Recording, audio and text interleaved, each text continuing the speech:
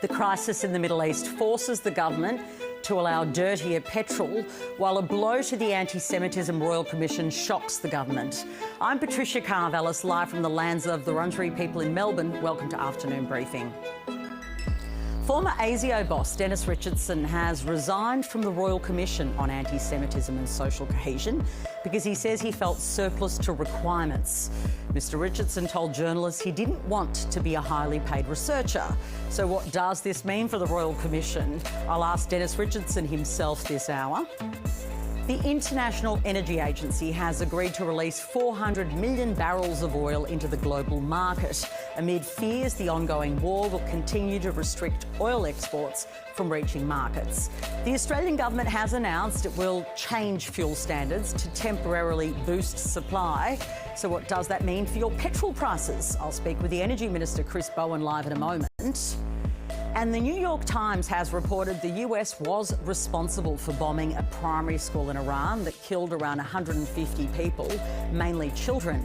According to preliminary findings of a US military investigation, the New York Times is saying the strike was the result of what's being called a targeting mistake. I'll speak to one of the reporters that broke the story shortly.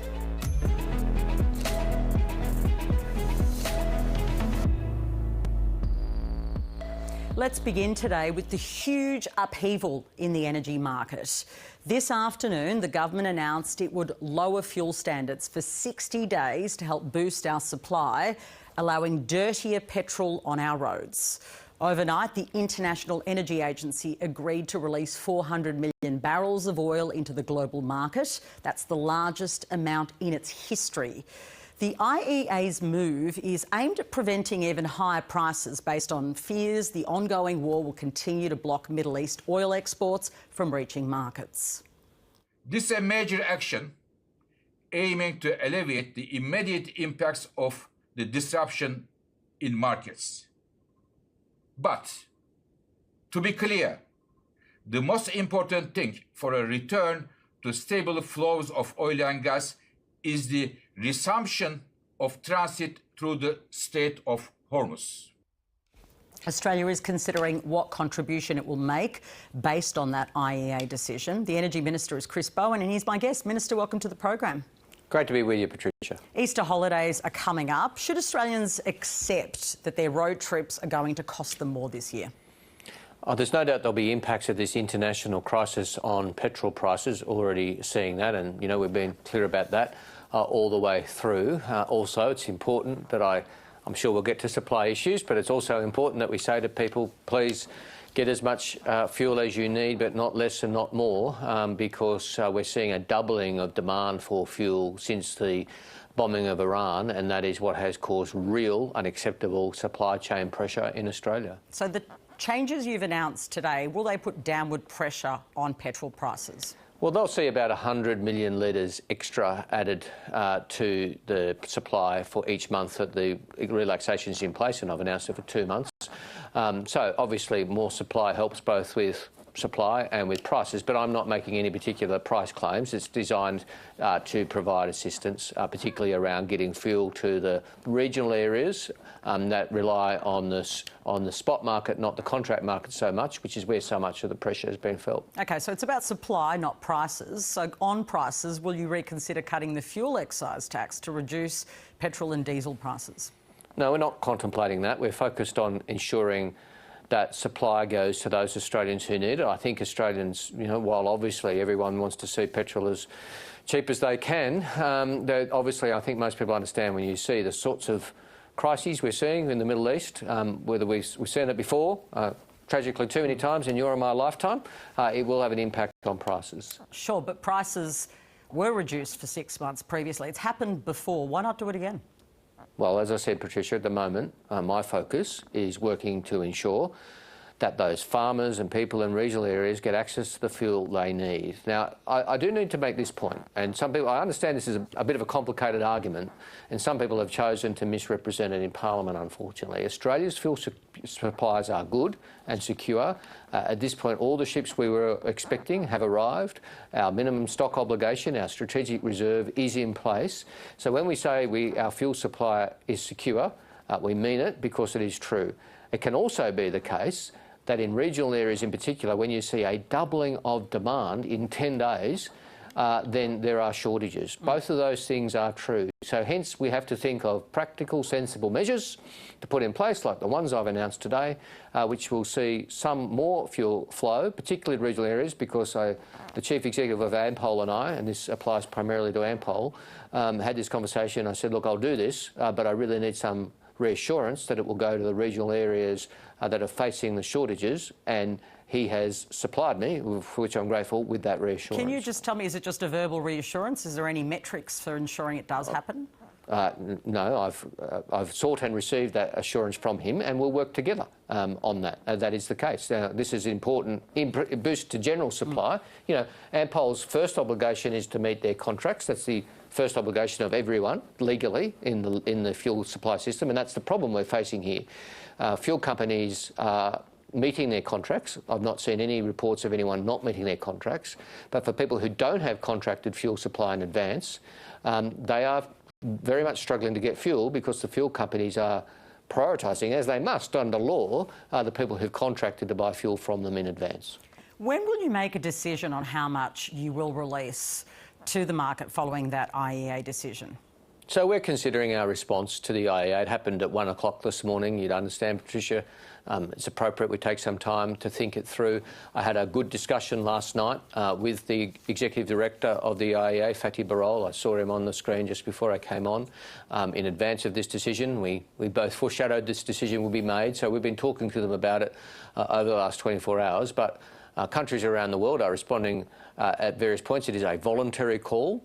And my focus and my response will be focused on Australia's best interest. Right. But of course... Can I just get some clarity there on a voluntary call? You're saying we don't have to do it. Yeah, it's a voluntary, as is clear from Mr. Birol's, Dr. Birol's statements. Sure, but how do you say it? Is it possible that Australia will say no? We're considering it, Patricia. We take it very seriously. We're good members of the IEA. We're active participants in the IEA. That's important. It's a very important international organisation. Dr. Birol's coming to Australia shortly. I had a good chat with him last night. We take the call very seriously. I'm pointing out, as a matter of fact, it is not a mandatory decision. No, it's but a are you voluntary leaning call. on saying no? We're considering it, Patricia. OK. So, what's the way up? Well, we're weighing up what's in our national interest, how we ensure that our response adds to supply in Australia and works to deal with many of the issues that have been raised in recent days and weeks, quite rightly, by people in regional Australia. But we are good citizens of the IEA, we're active participants, and we are taking the voluntary call very seriously, but I'm considering it and the government is considering it. OK. You're also changing fuel standards to boost supply. We usually export some of this dirty fuel to, I think it's Singapore, Malaysia, Japan, PNG. They're the countries. Have you spoken to them? No, this is a domestic decision. We recently improved our, quite rightly, should I say, improved our sulphur standards from 150 parts per million to 10. I provided a temporary waiver or exemption or relaxation, probably the best way of putting it, back to 50 parts per million, which is what will lead to those 100 million litres extra of fuel flowing into the Australian market each month for the next 2 months. OK, and would you consider extending it if it's necessary? Well, I think we're showing, we're responding to a very difficult set of circumstances with as much agility as we can. But I'm not, this is a temporary relaxation. It won't be permanent, but we'll respond as needs must in an international supply chain crunch. Of course, your other part of your portfolio is climate change. Can you tell us what the impact of that decision will be on our emissions? Well, sulphur it's not about carbon emissions. It's about better respiratory health and better general health care. What will the consequences be on Well, it's a very emissions? temporary change, and the standards, I should say this, Patricia, the standards, even as I've announced them today, will be better than they were just last December. So we've gone from 150 parts per million to 50 instead of 10. So we still have ensured a dramatic improvement in our sulphur levels. But I think most Australians would understand when you're dealing with an immediate challenge and when you've got farmers who can't get petrol and people in regional Australia in particular struggling to get petrol, there are trade-offs to be made, and we've made a sensible, measured decision here. Okay. If this war goes on for months, and it could, we just don't know what's going to happen, will you have to look at more measures, Minister, to increase supply and also potentially deal with the other, obviously, huge question around prices? Well, obviously, we all hope this is resolved before then, Patricia, but, we don't know. We are, like everyone else, watching the situation in the Middle East with concern. It would be better for the world if the situation returned to normal as a matter of some urgency. But we will respond. We've responded, to very rapidly changing events with the policy settings that the Treasurer and I announced yesterday, the things I've announced today, and we'll continue to do so for as long as we need, with Australia's national interest first and foremost. You were asked several times in question time about guaranteeing our fuel supplies won't run out. Why has the government not been able to just guarantee that? It was a cheap political stunt from the opposition, trying to play word games. Isn't it? No, Patricia, it's not. It's word games from Angus Taylor, who should know better. I mean, and we can all do that, but when you're dealing with the situation we're dealing with, actually an opposition should rise. As I pointed out in the chamber today, I was Shadow Health Minister during COVID. I understand the responsibility of an opposition during very difficult times. Angus Taylor is failing the test. By asking us those sorts of questions, he is adding to the uncertainty, which leads to panic buying. Our viewers about why this question of guaranteeing supply is so difficult for the government to answer? Because, Patricia, we're dealing with a rapidly changing international circumstance. What I can guarantee, as I did in the House, we entered this crisis better prepared than we ever before. Angus Taylor said when he held my job that we needed 24 days' worth of fuel, and he said that was what we need for the worst-case scenario. His words, not mine. Now, we've got more than that in our national stockpile now. For him to get up and, play word games and cheap stunts about guaranteeing this and guaranteeing that when there are events in the Middle East, which he well knows, Australia is not a direct participant in, he's just shown he's not fit for high office. And by that question, Patricia, there's an obligation on all of us to explain that our fuel supplies are secure, because with all the actions we're putting in place, if panic buying continues, the problem will continue. So we need to, all of us, me, Angus Taylor, if I dare say, the media need to explain what this real situation is, that our fuel supplies continue to arrive, our stockpile is high, there is no need for panic buying. And when Angus Taylor plays those sorts of juvenile, silly games, he is making the situation more difficult, not better for the country. Minister, we're out of time. Thank you. Great pleasure, Patricia. Also today, the shock resignation of Dennis Richardson from the Royal Commission into Anti-Semitism and Social Cohesion. The former ASIO Director-General was initially tasked with doing a review of spy agencies and the Federal Police following the Bondi terror attack. Before that was wrapped into the Royal Commission. He did a kind of merry-go-round of media interviews today to explain his decision, telling journalists he was being overpaid for what his job ended up being. It was a personal decision by me. I first spoke to the Royal Commissioner about the possibility of resigning a couple of weeks ago. We addressed a couple of issues. However, as time went on, I felt, the bottom line is we all enjoy, I think everyone here, we all enjoy doing jobs which challenge you, right? We all enjoy doing things that we think are challenging and you like to work hard at them. When the challenge is not there, then it's a question of whether you've got much to add. I think my value add would have been marginal.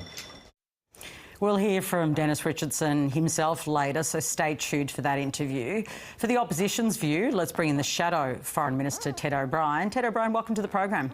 Thank you, PK. You had fewer days of stock when the last crisis happened. How can you accuse the government of being ill-prepared when it is a fact that you had fewer days of stock?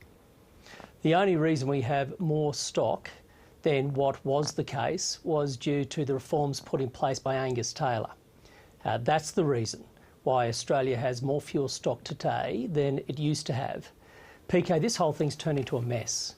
You've had the minister responsible, Chris Bowen, telling the Australian people there's no problem with the supply of fuel, and then he's also declaring it to be a national crisis, which is what he said in question time. Well, you can have both, can't you? You can have a national crisis, which is the Middle East war and its consequences, but at the same time say that, you know, panic buying is bad, that they're managing the fuel supply. That's not the two things he was referring to. He didn't talk about it being an international crisis. He was referring to the fuel supply issues in this country. And the government is having it both ways. So on one hand, they are telling the Australian people, it's fine, don't worry about it, plenty of fuel. On the other hand, they're saying this is a national crisis. We are going to now relax the fuel standards to put in another, 100 million litres a month. Which we welcome, by the way. Yeah, I was about to say, isn't that a good thing? I mean, and it's also, let's be clear, being funnelled into the regions. I mean, that will deal with the problem we're seeing, won't it? PK, in part it will, and so we welcome that. My concern is the government just isn't being upfront. Why not be upfront with the Australian people? I mean, enough of this double talk. You know, talking down to Australians. But aren't we going to get weekly reports of what our stocks are? And isn't that as upfront as you can possibly be? Well, no, because we've heard from the Minister today. On one hand, it's a national crisis. On the other hand, we've got plenty of supply. So which is it, Minister? What more Still should to this happen? Day, do you think that there should be a cut essentially to the excise? Like, what should we do? Look, whatever the government brings forward, the coalition will look at. I know, but your former shadow treasurer, would it be wise to make it cheaper? It would be wise for the government to do a few things. In the short term, it should be looking with urgency exactly where the stock is today and trying to force it to be moved to where it is needed. We have not seen evidence of that. This minister has transparency to that data if he calls for it. He should be working the phones. He should be jawboning the companies. We have right now fuel stations without fuel. Small business owners looking at their future saying, I'm probably going to go broke because I can't access fuel. And yet you have the Prime Minister and the responsible minister looking down the barrel of cameras saying, supply is fine. It is not fine when people cannot access fuel, when farmers cannot access fuel, when small business owners cannot access fuel. You can't lie to the Australian people and say it's fine. And, oh, by the way, it's a national crisis. Okay. This is the problem. Just be upfront with the Australian people, especially, PK, at a time of crisis. That's when you have to be upfront. Let me ask you, Dennis Richardson has resigned from his role, but there is still a Royal Commission. Are you satisfied and do you have trust in that process? I'm deeply concerned about what's happened today because it does put a dark shadow over the Royal Commission. This Royal Commission is vitally important for all Australians, of course, in particular, Jewish Australians. It has to be done right. I think what we've seen today really is something that is going to be eroding confidence in that process, sadly so. OK, but he was announced and then, of course, the Royal Commission happened subsequently. He feels like he was kind of surplus. There was too much going on. He sounds like he wants to save the taxpayer and the Royal Commission continues. Why does it affect its confidence? Look, I mean, I think the very fact, PK, we're talking about it, I mean, here we have somebody of Dennis Richardson's stature who is amply qualified to be looking at our intelligence agencies and other authorities to see what happened and how things can be improved. It is now up for the government to advise Australians who will replace his expertise in the Royal Commission process. So you think he should be replaced to do that role? His capabilities need to be replaced. The government is the only one who can really answer for that. He himself has referred to feeling like a fifth wheel, feeling as though he's a surplus requirement. Somebody of his capability, his experience and knowledge is clearly what has been needed for this process. It isn't working. He's called that out. He's made a big decision, but the government's gone silent. It's usually what the government does. This government does. At times of problems, they go silent, they wait, they don't act. I am very appreciative of you joining me after what has been a huge sitting week. Thank you. Thank you, PK. Let's return to the resignation of Dennis Richardson from the Anti-Semitism Royal Commission. The Treasurer, Jim Chalmers, told ABC News Breakfast, although he hadn't spoken directly to Mr Richardson about his decision, that he was saddened by it. I was really sad to learn of that development. I think the world of Dennis Richardson. I mean, he's an absolutely outstanding Australian with a lot of knowledge and experience in this area, and so I was sad to hear it. He is a person of such immense experience and knowledge, and hopefully we've been able to tap some of that before this development. The opposition, who pushed hard for the Royal Commission, says the Prime Minister needs to try and get Mr Richardson back. To not have him as part of that team is a major, very serious loss. So the Prime Minister needs to explain what he's going to do here. We need this Royal Commission to succeed, to explain to Australians what brought this about, how it happened, and most importantly, how we ensure it, or the government ensures it never happens again. I want to bring in my political panel for today. Julian Hill is the Assistant Multicultural Affairs Minister. James McGrath is the Shadow Special Minister of State. Welcome to both of you. Good to be with you. Let's start with this news around Dennis Richardson dropping out. First to you, Julian Hill, the call there that he be convinced to stay on, do you think that's plausible, and who are you looking to replace him with? Well, I'm going to break news here, PK, at least to the opposition, if that's the calibre of the opposition leader's contribution this week. A Royal Commission, I'll say it slowly so they get it, a Royal Commission is independent of the government. That's one of the reasons that the opposition were calling for a Royal Commission, saying Mr Richardson's inquiry wasn't good enough. On Dennis, I've followed Dennis's career. I was a former public servant before I was in Parliament. He is the preeminent public servant of his generation. He headed Defence, he headed Foreign Affairs, he headed ASIO. He was our nation's ambassador to the US. I'm glad that he's served to this point, and it's really a matter for Mr Richardson. I'm not going to put words in his mouth, and the Royal Commission to explain what support they think they need, and they'll get it from the government. But they're independent of the government. The final point I'll just make, because I'm a little perplexed about what else anyone can say about an independent Royal Commission. Well, hang on a minute. Is that they, well, you know, but he was appointed by the government. This doesn't pass the logic test. No, I'm sorry. We have a Royal Commissioner appointed in letters patent. The Royal Commissioner is tasked with delivering the interim report by the end of April, and the Royal Commissioner has said that's what the Commission will do. She will do that. Mr Richardson's, decisions are a matter for him, and I say that with the greatest of respect. I mean, I hope you can hear in my voice. I've listened to podcasts by Dennis. I've followed him for years. He's an incredible Australian. He's made his contribution. If it's his call and he thinks, yep, I've contributed what I can here, the Royal Commission's got this, well, then he clearly that's a good thing. He clearly felt hamstrung and that he was getting paid too much and not doing enough. So that is, isn't it, on the construction that the government gave to the architecture of how this thing works? No, there's a lot of stuff going on in the world. I just heard you talking about fuel. There's many things we can talk about. I'm not avoiding it. I'm just genuinely perplexed. Okay. It's a Royal Commission that's independent of the government. It's a matter for the Royal Commission. You get her on. Maybe she could explain what the Royal Commission's doing. It's not for any of us politicians to explain the Royal Commission's All right. work. It's Senator James McGrath, does that answer satisfy your concerns? No, it doesn't. And I was actually a bit disappointed with the response there, because I think we've got to take the politics out of this. We all want the Royal Commission to succeed. And it is disappointing that Mr Richardson has seen fit, for the reasons that he's publicly explained, to step down from his role at the Royal Commission. So I do think the government, notwithstanding that the answer that was given before, needs to ensure that there is confidence, particularly amongst Jewish Australians, that the Royal Commission can be the best that it can be, because we want to ensure that the Bondi massacre never happens again. OK, I want to move to some other issues. You actually foreshadowed one there, Julian Hill, and that's fuel.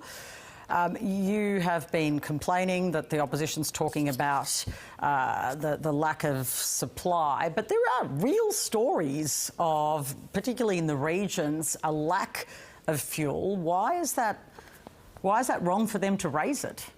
Well, we're having this discussion at the end of a sitting fortnight, PK, and we haven't had a single substantive question from the opposition in 2 weeks about the war. The closest we got was yesterday, when one of them got up and kind of screamed at the dispatch box, "When's the war going to end?" And then today they were all trying to deny there was a crisis while still saying there was a crisis. I'll just be very simple and clear. And you had Chris Bowen, the minister, on before, and I think he nailed it. Both things can be true. We have the highest levels of domestic fuel reserves that we've had for over 15 years.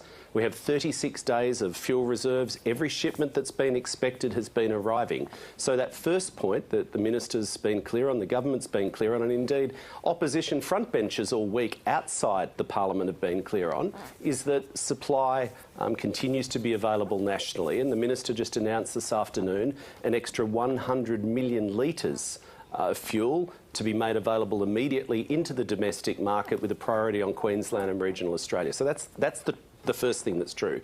The second thing that's true is that in some parts of the country where you've had double the demand, like people have been buying twice as much fuel in a week than would be predicted in the normal, trucks and logistics support, then you're going to have a shortage there. So both things can be true. And I'll just finish on this.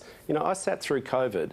We behave like adults. What we've seen in the House, and James might want to have a word to some of his mates after this, you didn't see what was going on in the House, it was just juvenile. And we had Ted O'Brien, who's actually smarter than he appeared on television there, still playing word games. I mean, seriously, grow up, get some facts out to Australians and stop trying to provoke the panic buying because you think you might get some partisan advantage. I mean, this mob would have been telling people to buy all the toilet paper to create a problem during COVID. James McGrath, are you creating panic buying? We're asking questions. We want answers to questions. It is the role of an opposition to ask questions of a government, and it is the role of the government to answer those questions. But there's some responsibility to kind of calm people down. I mean, even during COVID, I remember it was Scott Morrison who sort of said, stop it to everyone when they were buying excessive amounts of toilet paper. And we shouldn't mock people, by the way, for doing that. I don't like the snobbiness. I'm not saying you're responsible, but of telling people who are clearly fearful about what to do. But it is the responsibility, isn't it, James McGrath, of politicians to be careful about what they say. It is the responsibility of politicians to stand up for their constituents and to ask questions. And I can speak as a Queensland LNP senator.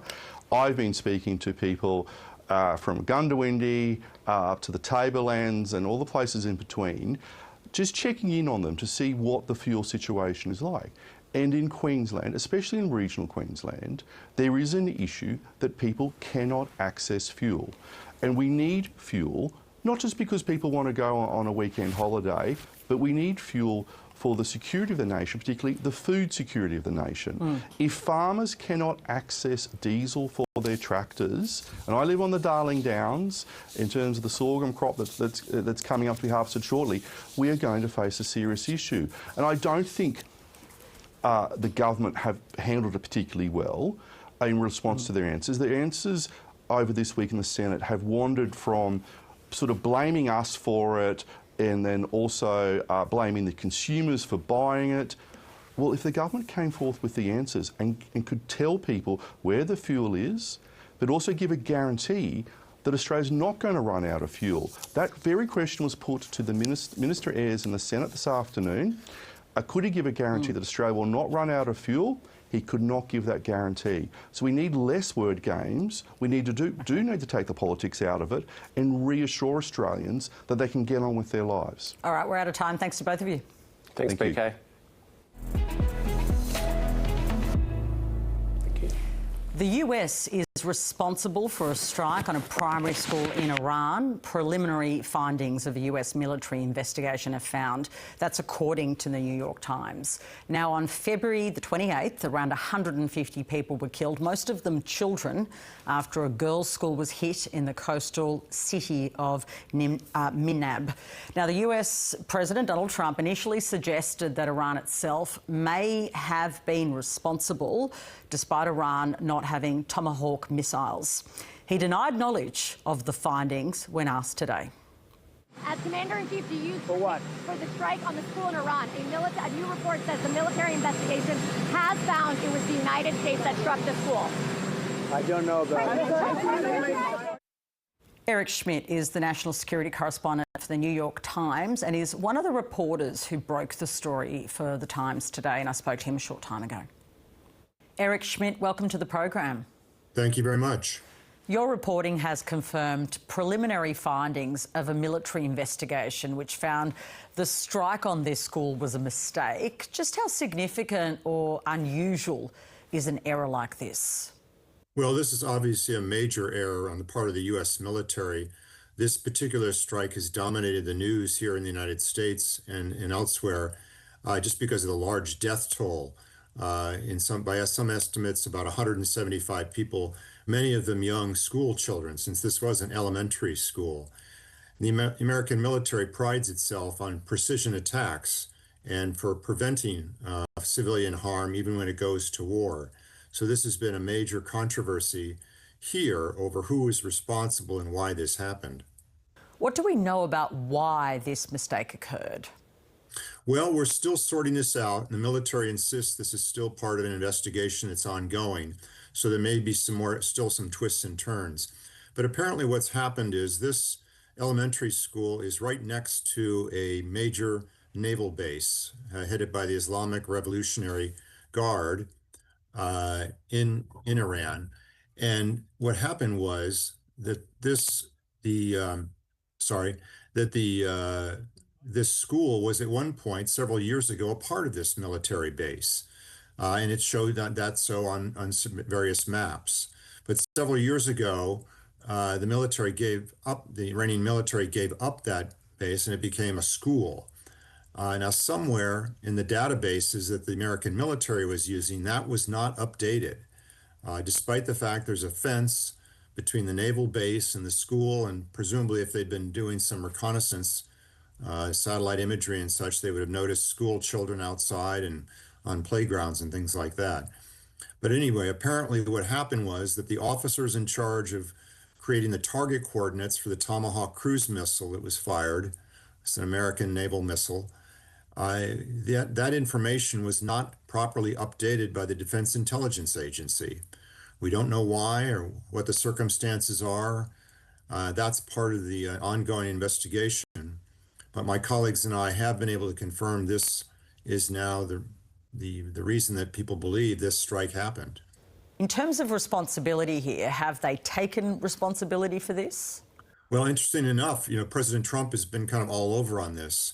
Just a couple of days ago, he insisted that Iran was responsible for this strike, even though Iran doesn't have these kind of missiles. He backed off of that a little bit, as did the defense secretary here, Pete Hegseth, insisting that, the Americans do all they can to prevent any kind of civilian casualties. And then the White House press secretary, Caroline Leavitt, said the other day that after the investigation, which will be made public, she said, the White House will stand by whatever the findings are of this inquiry. Could the controversial Anthropic AI have actually played a role here? Well, that's one of the many questions that we're asking is what role has AI played, and Anthropic in particular, in this particular strike, if any? We know that and the military has said that is using AI to help it perhaps in its target selection, intelligence analysis, and other means. But in terms of the specific role, if any, that it played in this particular incident, we just don't know yet. You said Donald Trump was all over the shop essentially on this. What sort of response are they obliged to give for a mistake like this? Well, again, if the American military has found, if its own investigation in particular finds that it was responsible, whether it was a technical error or a human error or some combination thereof, the history is that the American military takes responsibility and in some cases even pays reparations to the victims of the family. If you recall, in the days leading up to and around the U.S. withdrawal from Afghanistan, for instance, in Kabul, there was a strike that hit a house that the U.S. military thought was the house of an insurgent. It turned out to be not that case at all and killed several innocent people there in a family. So these things tragically happen in war, and the military tries very hard to avoid that. And when they get something wrong, they said they'll be investigating it. Now there's so much attention on this, and because of the ability of the news media now to home in using its own reconnaissance imagery, our own ability to look at the fragments of the casings of this missile, for instance, with the serial numbers that confirm it was a Tomahawk missile. These are the kind of things where, as the New York Times has published several stories over recent days that seem to be leading up to this conclusion that we published today, that indeed the preliminary findings of this investigation, which are ongoing, do point to American culpability. You mentioned Afghanistan. We are in very different times with a very different president. Is there a sense that the US president is nervous about this? Well, he certainly has tried to sidestep the issue in the briefings when he's asked about this. Both he and Defense Secretary Hegseth, at most they'll deflect and say, this is still an investigation. And, in the president's case, he's given alternative theories, that it could be Iran that did this. It might be actually one of the neighboring countries that somehow launched a missile that accidentally hit this. But he's very reluctant to take responsibility if it's indeed the American military who's at fault. Thanks so much for your time. Thank you for having me. Let's return to the resignation of former ASIO Director General Dennis Richardson from the Anti-Semitism Royal Commission, and I want to bring him in. Welcome to the program. Dennis, is the government right to be surprised about you quitting? Yes, because I didn't advise the government in advance, because a Royal Commission sits outside of government, and it would have been improper to advise the Commissioner via the executive arm of government. So why quit when, as we understand it, the report is almost half done? Oh, I doubt whether it's half done. I think that would be an exaggeration. What I would say is this, Patricia. My resignation, I understand the interest it arouses, but at the end of the day, in the bigger scheme of things, it'll be a 1 or 2 day wonder. The Royal Commission will move on, as it should. The Royal Commission is headed up by a really impressive person and very highly competent people around her. I have no doubt that they will produce a report on intelligence and law enforcement matters which go to the heart of the issue. Did you feel, though, like you had lost the ability to do the report to the best of your ability under the conditions of that Royal Commission? Well, it was never my report.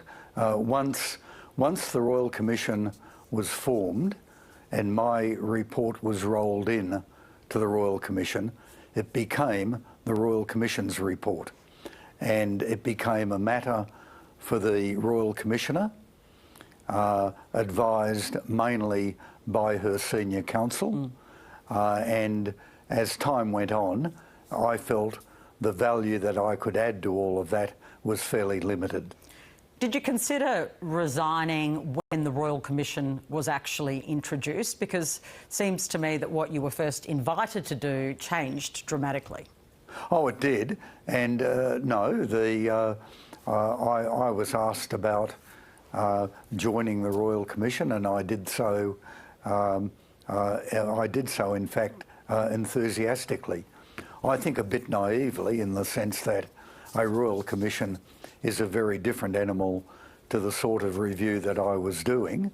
It has different processes, it has different legal requirements, and the Royal Commissioner obviously must give attention to that.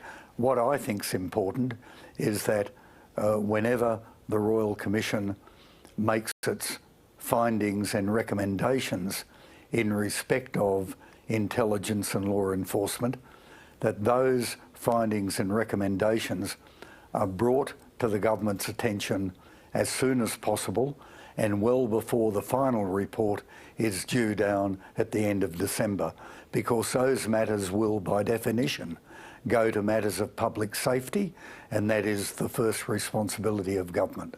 Do you have faith the Royal Commission will get to the bottom of any possible intelligence failures? Yes, I do. I genuinely have complete confidence in that. I would be dogmatic in my confidence. Okay. Dogmatic in your confidence is a strong language. The opposition says your resignation proves there are structural issues in the Royal Commission. Are there? I don't look. I think what it perhaps highlights is the fact that Royal Commissions are a particular avenue of inquiry they follow certain processes and legal forms, and I think you need to think carefully in the way you mix them up, and probably someone like me perhaps may not have fitted well into that setup. So with the benefit of hindsight, shouldn't have been established the way it was, right? Oh, look, I'll leave that up to others to judge. I personally think the Royal Commission will do a very good job. Whatever questions people raise about the credibility of the Royal Commission today, I am very confident that when the Royal Commission produces its findings and recommendations on intelligence and law enforcement, people will appreciate it and people will respect it. Just on the calls today, the opposition says the Prime Minister needs to call you and ask you to continue. You said you were being paid too much. I don't know if he offers you a pay cut. Would you go back? Well, I know, I cracked myself up. Well, certainly a pay cut would be more consistent with the work that I've been lately doing. So there would be a certain logic in that, but I don't think an egg that's been scrambled, I don't think you can unscramble it. Right, so you can't be convinced? No, look, I don't think anyone in their right mind would endeavour to go down that path. Okay, okay. So if the Prime Minister's watching, not worth his time. How about your replacement? Should you be replaced to finish this work? Look, I've been working with some highly competent people. The three senior people who are now in that area of the Royal Commission. One is Tony Sheehan. He's a former National Counter-Terrorism Coordinator, former Deputy Director General of ASIO, Peter Baxter, a former Deputy Secretary of Defence, and Tara Inverarity, who is on secondment as a division head from AGs. I've worked with each of those people previously, and I think people can be very relaxed about the job they'll do. Okay, just finally, you're a former ambassador to the United States. Are you concerned about the way the United States has waged this war on Iran? Concerned? Well, concerned may be one word. I'm certainly not surprised. What words would you use? Do you think it's the wrong action? Oh, look, yes and no, but have you ever seen, I don't know whether, Patricia, you've ever seen the musical Chicago? Oh, yes. Right. In that musical Chicago, there's a great song, He Had It Coming. And Iran's had it coming for a long time. And so does the US need to have a better plan, though, to actually execute change? I mean, if you look at the sort of CV of the US on fights in the Middle East, they haven't worked out well. No, and that is certainly the case. And one of the difficulties in making judgments about all of this is President Trump's unpredictability. If no cracks emerge in the Iranian security establishment, it is difficult to see the Iranian regime being overturned anytime soon, unless cracks are proved. Equally, President Trump will have one eye on his own domestic constituency. He is prone to declare victory and move on.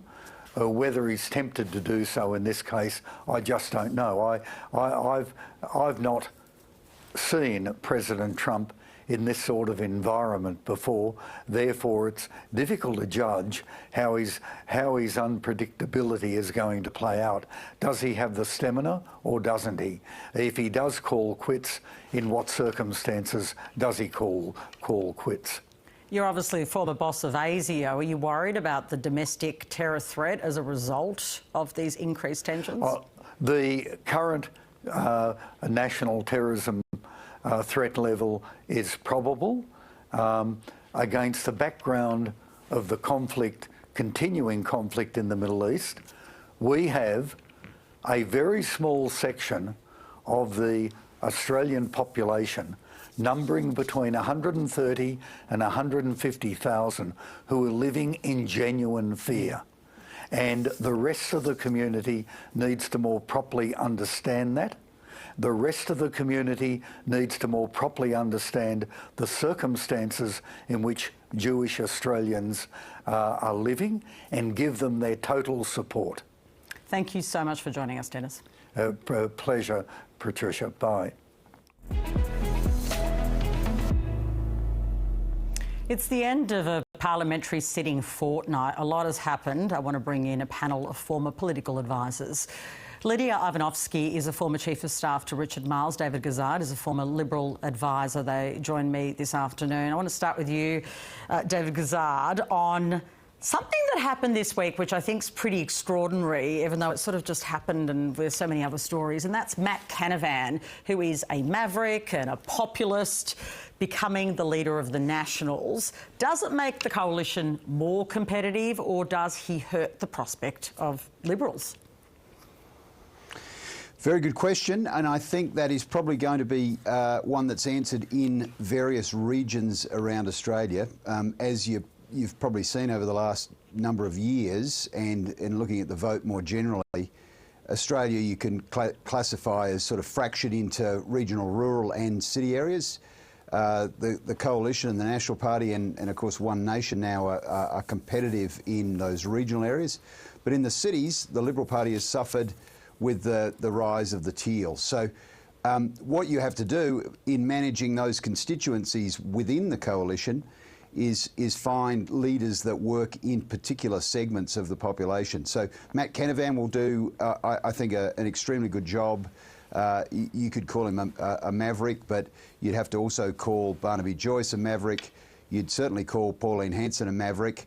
And that is with roughly 30% of the population seeming to indicate they're prepared to give them a first preference vote. You'd have to say that is a formula that is working in certain parts of Australia. In other areas, maybe not so much, but you know, you're dealing with different 150 seats across Australia, and all of those seats have different requirements, and I'm sure Matt Canavan will do well in some of those. Yeah, Lydia, Matt Canavan might do well competing with One Nation, possibly.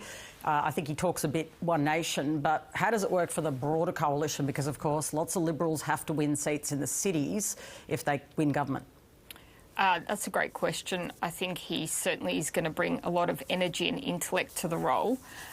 It'll be interesting to see him taking on Barnaby, with the apprentice taking on his old boss.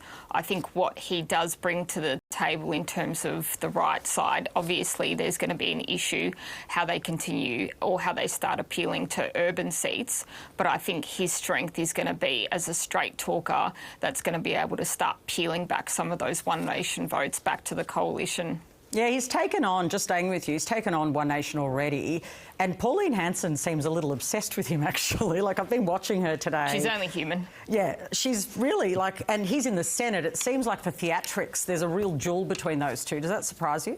No, not at all. I think anyone that's watched Matt Canavan knows that his ability to deliver a message, the way that he talks, everything about him really is going to give One Nation a run for its money. And I think it's, you know, there'll be a lot of rusted on coalition people that will be very happy to see him take over from Little Proud, who, between his tantrums and his sort of bizarre behaviour, really just let that vote drift to One Nation.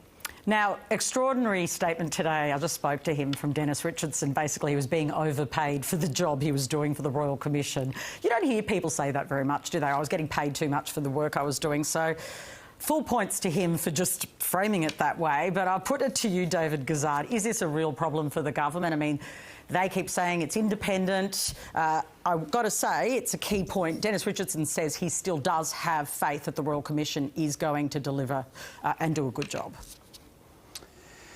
Yeah, look, I don't know whether it was so much about the money for Dennis Richardson as it was about him seeing that his authority in doing his own review was being eroded by the Royal Commission, and you got the sense he thought that they might be sort of pulling apart, or his views were going to be completely subverted by the Royal Commission. So you sort of think, well, why am I wasting my time and effort when it's not going to really mean much anyway, and I'm getting paid this extraordinary amount of money and it's probably going to come up in estimates at some point. So why don't I just bail out now, keep my own independence and sort of leave myself on the shelf as an astute observer of all this stuff for future deployment, as opposed to just sort of running in tandem with the Royal Commission, maybe being at odds with the Royal Commission at some point, but certainly being run over by the Royal Commission. So I think he's sort of made a wise decision. To be honest, I was surprised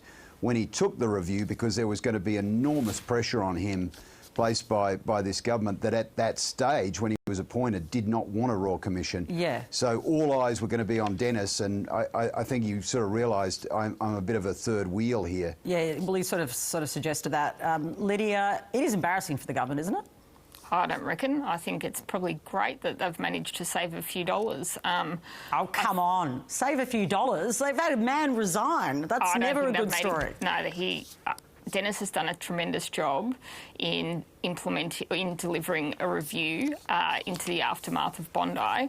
I think the fact that he's felt like his ability to deliver was confined to that, and he's actually had something that's been lacking in a lot of people in Canberra, the ability to have some self-reflection and decide, you know what, this thing can go on without me and I'm just going to tap out. I think he's a very distinguished person on both sides of the political aisle. Everyone has great respect for him. I think his contribution in the review shouldn't be underplayed or underscored by this. It's a shame he's not going to be part of it, but I think the work that he's done on the national security aspect is a key part of the recommendations and is a key part of the Royal Commission. OK, very quick answers here. Fuel, government's intervened today. David Gazard, will this settle the issue? Well, it will go some way, no doubt about that. I think that was quite smart of Chris Bowen to come out and release other fuel into the market with Ampol, I think, there's a supplier. You know, if you are running out of fuel and it's your farm business or your logging business or your mine in regional Australia, you don't really care where it comes from. You can probably live with a slightly higher price, although you're going to grumble. But if you run out altogether, then it has serious ramifications for those businesses, those families, those workers, and ultimately the national economy. Yeah. So, you know, wherever you get it from, this is the time where all shoulders go to the wheel, and he's found 100 million litres, I think it is. Good on him. Yeah. Lydia, does it settle it, though? I think it does. I think it really exposes what we saw in COVID, which is our reliance on imports as a trading nation. I think what is frustrating is that the opposition has sought to politicise this. I get it's their job, but if you think about, had Labor come out during COVID and started to stoke fears around toilet rolls and mincemeat, I think, you know, the government of the day would have had a field day. So I just think, unnecessary. Seems like you guys agree on this. OK, I get it. All right, I'm going to get rid of you both because I'm about to speak to Bill Shorten, the former opposition leader. So farewell. Thank you. Thanks, PK. University of Canberra Vice-Chancellor Bill Shorten has proposed a sovereign wealth education fund created by a levy on corporate profits to help pay for universities and cut the burden on students with huge debts. He joins me now. Bill Shorten, welcome. Hi, Patricia. It's a very radical idea. Why should we levy companies to pay for your universities? Let's talk about the problem. For 40 years, we've increasingly moved from government funding of higher education to students paying for their own. It's now the case that 40 years ago, students would pay between 10 and 20%. That was the contribution in the HECS scheme, the letter C. But now it's north of 50% on average. At the same time, the economy is becoming more complicated, and we need to make sure we have economic sovereignty. You're talking about oil. Well, what we also need is ability to make things here. We need skilled workforce, and both the vet sector and the higher ed sector do need some investment. And we can't keep paying for the future economic sovereignty of Australia just by asking students to absorb more and more debt. The Albanese government at the last election took off 20% of the debt, but it is still $65, $66 billion and it's only going to climb.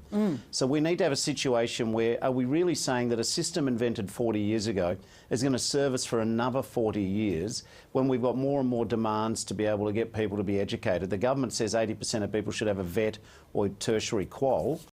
Where's the money going to come from? Yeah, it's a good point. But the counter to that is, if businesses are to be taxed higher, what a reasonable question is, why should it go to university? Surely there are people in more need than perhaps even graduates who can be very big, high... Well, you know the argument, potentially high-income I'll give it to earners. You. Yeah, I mean, the point is, we charge students in Australia. I mean, they can't buy a house because we've got, you know, a tax system rigged against them. I accept that.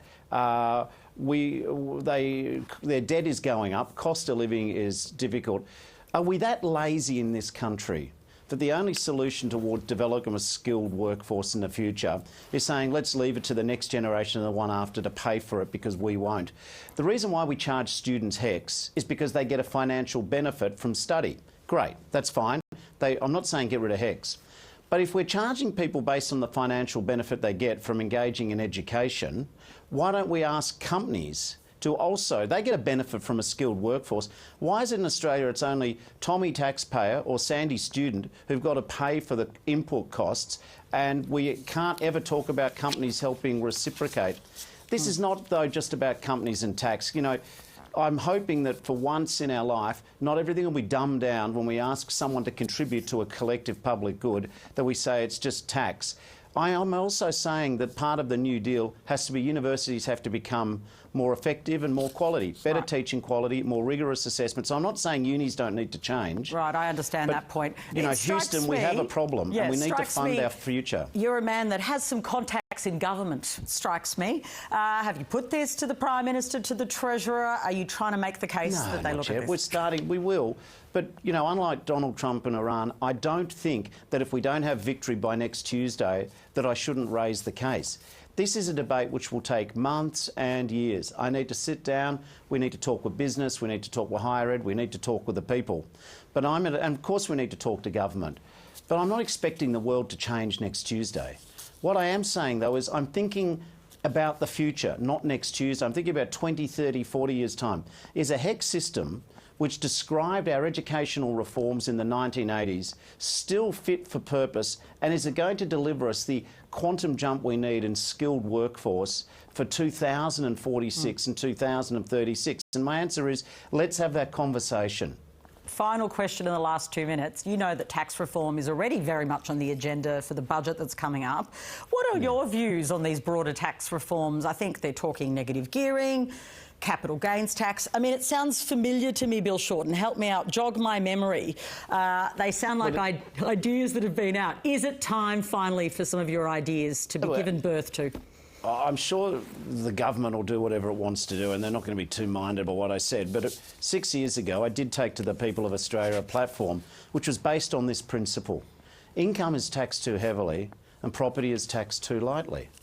I hope that in any discussion about tax reform, we can help relieve pressure on income taxpayers because they're the ones going to work every day. I'm still not convinced it's fair that you can own a shopping centre, sell it, and pay less tax on the profit of that than you can for a plumber, a dentist, a journalist or a nurse. OK, so quickly, you're saying if they change those taxes, it should be returned to wage earners?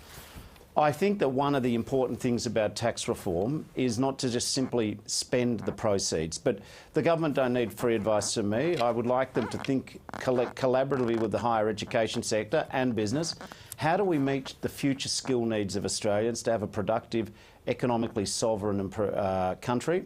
But in terms of what the budget is, I'm sure it's in very good hands with Jim and Anthony and the crew. OK. Well done there of keeping your nose out of it, talking about your own proposal, but also telling me about your original 2019 ideas. Bill Shorten, I always enjoyed speaking to you. Thanks for coming on the show. Likewise. Bye-bye. That's afternoon briefing for today. If you missed any of our interviews today, we're on ABC iView. Just search for afternoon briefing and you'll find us, including that interview with Bill Shorten, which I thought was very interesting, especially that call for income earners to get the money back for any taxation changes. Wonder what the Treasurer thinks of that. Up next, it's Joe O'Brien for ABC News with all our top stories. I'll see you tomorrow.